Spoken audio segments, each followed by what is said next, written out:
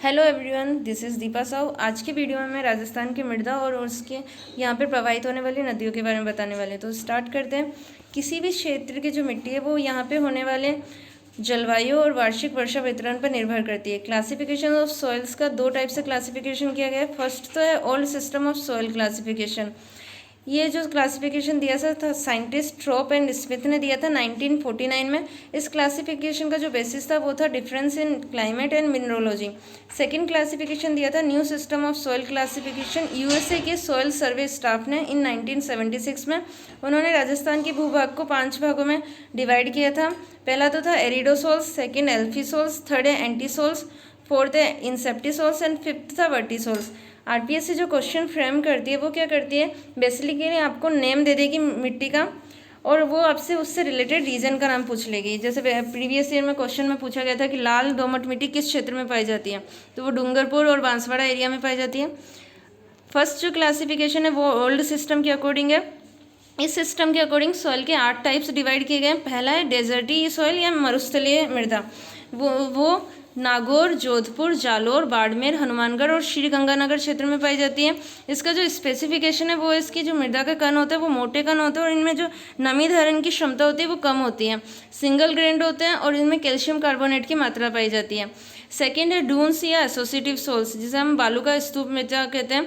वो राजस्थान के मरुस्थलीय क्षेत्र में पाई जाती है। बाड़मेर, बीकानेर, जैसलमेर, जोधपुर और चूरू। इनका जो कलर होता है येलोश ब्राउन होता है और ये बाजरा और खरीफ की फसल के लिए उपयुक्त होती है। तीसरी है ब्लैक सॉइल या फिर एलोवेली सॉइल्स। काली मृदा जो होती है वो चावल, कपास और तंबाकू की खेती के लिए उपयुक्त मानी जाती है। इनके अंदर फॉस्फेट और नाइट्रोजन की मात्रा पाई जाती है। ये कोटा के दक्षिणी पूर्वी भाग में बूंदी, बारा और झालावाड़ क्षेत्र में पाई जाती है। चौथी है ब्राउन सॉइल। ये हमारे राजस्थान की टोंक, बूंदी, सवाई माधोपुर, भीलवाड़ा, उदयपुर और चित्तौड़गढ़ क्षेत्र में पाई जाती है। इनके अंदर कैल्शियम की मात्रा पाई जाती है लेकिन ऑर्गेनिक मैटर जो होते हैं वो कम होते हैं। ये रबी की फसल के लिए उपयुक्त है। पांचवी जो मृदा है वो है सिरोजा मिट्टी या फिर जिसे हम धूसर मरुस्थलीय मिट्टी कहते हैं। ये अरावली के पश्चिम में बांगड़ प्रदेश में पाली, नागौर, अजमेर और जयपुर में पाई जाती है। ये येलोइश ब्राउन कलर की होती है। यहाँ पे नेचुरल वेजिटेशन, प्राकृतिक वनस्पति इस क्षेत्र में पाई जाती है। लो रेनफॉल और हाई इवेपोरेशन इसकी कैपेसिटी होती है। नेक्स्ट है रेड लोम, लाल दोमट मिट्टी। इसका जो क्षेत्र है डूंगरपुर, बांसवाड़ा, उदयपुर और चित्तौड़गढ़ है और इसका जो कलर रहता है रेडिश कलर होता है। ये चिली, वेट और वाले की फसलें यहाँ पे की जाती हैं।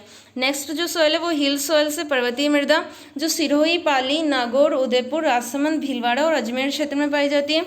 इनका कलर होता है रेडिश टू येलोइश। नेक्स्ट है सलाइन सोडिक सॉइल्स, जो यहाँ खारे पानी की झील वाले क्षेत्रों में मिलती है। पचपदरा, सांभर, डिडवाना, जालोर और बाड़मेर में। इनका colour dark grey to pale yellow है। तो ये old system of soil classification था। नेक्स्ट है new system of classification of soil. यहाँ पे 5 ऑर्डर दिए गए हैं राजस्थान की सॉइल को। फर्स्ट है एरिडोसोल्स। एरिडोसोल्स चूरू, सीकर, झुंझुनू, नागौर, जोधपुर, पाली, जालोर क्षेत्र में पाए जाते हैं। ये अर्ध शुष्क जलवायु प्रदेश में मिलते हैं। सेकंड है एल्फीसोल्स। एल्फीसोल्स आपके जयपुर, दौसा, अलवर, भरतपुर, सवाई माधोपुर, टोंक, भीलवाड़ा, उदयपुर क्षेत्रों में पाए जाते हैं। इनका जो प्रोफाइल डेवलपमेंट होता है वो मीडियम टू फुल होता है और यहाँ पे ऑर्गेनिक सब्सटेंस पाया जाता है। थर्ड ऑर्डर है एंटीसोल्स का। एंटीसोल्स पश्चिमी राजस्थान क्षेत्र में मिलती है। इनका कलर लाइट येलो से ब्राउन होता है। नेक्स्ट फोर्थ ऑर्डर है इंसेप्टिसोल्स। इंसेप्टिसोल्स राजस्थान की सिरोही, पाली, राजसमंद, उदयपुर, भीलवाड़ा और चित्तौड़गढ़ क्षेत्र में पाई जाती है। ये आर्द्र शुष्क से आर्द्रतापूर्ण जलवायु प्रदेश में मिलती है। फिफ्थ ऑर्डर है वर्टिसोल्स का। वर्टिसोल्स राजस्थान के झालावाड़, बारा, कोटा, बूंदी क्षेत्र में पाई जाती है। यहाँ पे क्ले की प्रेजेंस होती है। तो यहाँ तक तो आपकी क्लासिफिकेशन कंप्लीट होते हैं सॉइल के, जहाँ पे आपने ओल्ड और न्यू सॉइल सिस्टम पढ़ लिया। अब नेक्स्ट आते हैं हम राजस्थान की नदियों पे। राजस्थान की जो नदियाँ हैं वो बंगाल की खाड़ी में गिरने वाली नदियाँ हैं चंबल, बनास, काली सिंध, पार्वती, बाणगंगा, खारी, बेडच और गंभीर। अरब सागर में जाने वाली नदी है माही, सोम, झाकम, साबरमती, पश्चिमी बनास, लूनी। राजस्थान की सबसे लंबी नदी है चंबल और पूर्णतः प्रवाह के स्तर पर आधार पे देखा जाए तो बनास यहाँ की सबसे लंबी नदी है। आंतरिक प्रवाह की वो नदी जिनका प्रवाह क्षेत्र उन्हीं के राज्य में ही खत्म हो जाता है और वो समुद्र तक नहीं जा पाती। वो नदी हैं कांकनी, कातली, सावी, घग्गर, मेंथा, बांडी और रूपानगढ़। राजस्थान के 2 जिले चूरू और बीकानेर में किसी प्रकार की कोई नदी नहीं होती।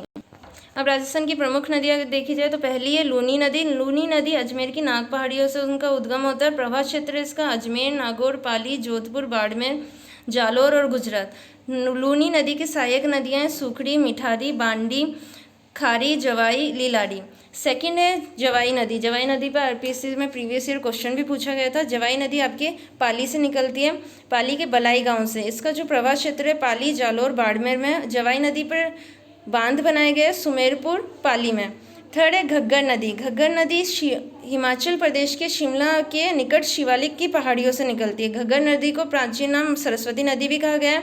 इसी घग्गर नदी के पास में हमें कालीबंगा के अवशेष भी मिले थे। यहाँ इसका जो प्रवाह क्षेत्र है वो हनुमानगढ़ के भटनेर क्षेत्र में है। नेक्स्ट है पश्चिमी बनास नदी। पश्चिमी बनास नदी अरावली पर्वत के सिरोही क्षेत्र से निकलती है। इसका जो प्रवाह क्षेत्र है वो सिरोही से गुजरात तक का है और इसकी जो सहायक नदी है वो है सुखाली। नेक्स्ट नदी है माही नदी। माही नदी मध्य प्रदेश के मेहड़ झील से विंध्य पर्वत से निकलती है। इसका जो प्रवाह क्षेत्र है एमपी, राजस्थान और गुजरात में है। राजस्थान में ये बांसवाड़ा और डूंगरपुर से क्षेत्र में प्रवाहित होती है। माही नदी कर्क रेखा को 2 बार काटती है। इसकी जो टोटल लेंथ है वो 576 किलोमीटर है। माही नदी को बागड़ या कांथन की गंगा भी कहते हैं और दक्षिणी राजस्थान की इसे स्वर्ण रेखा भी कहा जाता है। माही नदी पर माही बजाज सागर बांध बनाए गए बांसवाड़ा में, बोरखेड़ा गाँव में। माही नदी की सहायक नदियाँ हैं इरू, सोम, जाखम, अनास और हरन। सिक्स्थ है सोम नदी। सोम नदी उदयपुर के बीछामेड़ा पर्वत से निकलती है। यहाँ पे बेनेश्वर स्थान में सोम, माही, जाखम तीनों नदियों का संगम होता है। इस स्थान को आदिवासियों का महाकुंभ भी कहा गया है। बेनेश्वर धाम स्थित है डूंगरपुर में। सेवंथ है जाखम नदी। जाखम नदी प्रतापगढ़ की छोटी सांतड़ी से निकलती है। जाखम रिवर पे प्रीवियस ईयर क्वेश्चन भी पूछा गया था। 8 है चंबल नदी। चंबल नदी को हम कामधेनु भी कहते हैं। ये नदी मध्य प्रदेश के जानापा पहाड़ियों से निकलती है। इसका जो प्रवाह क्षेत्र होता है राजस्थान में, ये मध्य प्रदेश के निकट चौरासीगढ़ क्षेत्र से प्रवेश करती है। राजस्थान के अंदर चित्तौड़गढ़, कोटा, बूंदी, सवाई माधोपुर, करौली और धौलपुर में ये नदी बहती है। चंबल नदी की टोटल लेंथ है 1051 किलोमीटर और राजस्थान के अंदर ये 322 किलोमीटर का क्षेत्र पूरा करती है। यह इसका जो प्रवाह क्षेत्र है मध्य प्रदेश, राजस्थान और यूपी है। चंबल नदी पर सर्वाधिक बांध स्थित है राजस्थान के अंदर, गांधी सागर, राणा प्रताप सागर, जवाहर सागर बांध और कोटा बैराज। चंबल नदी की सहायक नदी है परवन, बनास, काली सिंध, पार्वती, बामनी, मेज और छोटी काली सिंध। मेज जो नदी है वो भीलवाड़ा जिले में स्थित है जिस पर मेजा बांध भी बनाया गया है। नेक्स्ट नदी है पार्वती नदी। पार्वती नदी विंध्य पर्वत मध्य प्रदेश के सीहोर क्षेत्र से निकलती है। 10th है काली सिंध नदी। काली सिंध मध्य प्रदेश के देवास क्षेत्र से निकलती है जिसकी सहायक नदियाँ हैं आहू, परवन, आमझर, चोली, उजाड़। 11th है आहू नदी। आहू नदी मध्य प्रदेश के सुसनेर क्षेत्र से निकलती है और राजस्थान के अंदर झालावाड़, नंदपुर क्षेत्र में बहती है। 12th है बनास नदी। बनास नदी राजसमंद के निकट कुंभलगढ़ के खमनोर की पहाड़ी से निकलती है। बनास नदी की टोटल लेंथ है 512 किलोमीटर।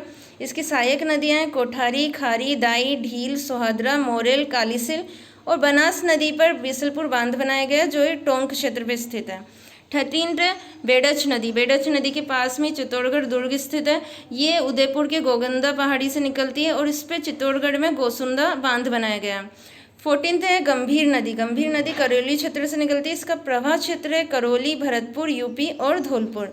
15th है पार्वती नदी।